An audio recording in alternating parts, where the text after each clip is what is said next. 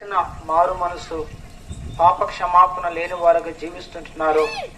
అటు వారిని ప్రభావ మీరు సంధించండి అయ్యా, దర్శించండి ప్రభువా. రక్షణ విలువైనది, రక్షణ గొప్పది. రక్షణ లేకపోతే దేవుని తండ్రి శిక్ష ఉన్నదని మీరు తెలియజేస్తున్నారు.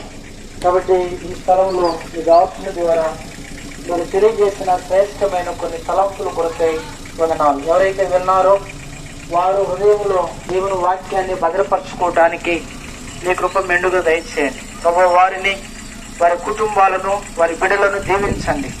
వారి చేతి పనులు, ఉద్యోగ వ్యాపారములు నిరంతరంగా ఆశీర్వదించండి.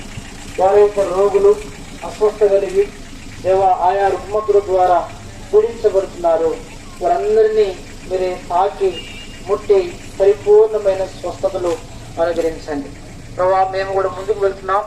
నేల తండ్రి మీ సన్నిధి మాకు తోడుగా ఉంచండి.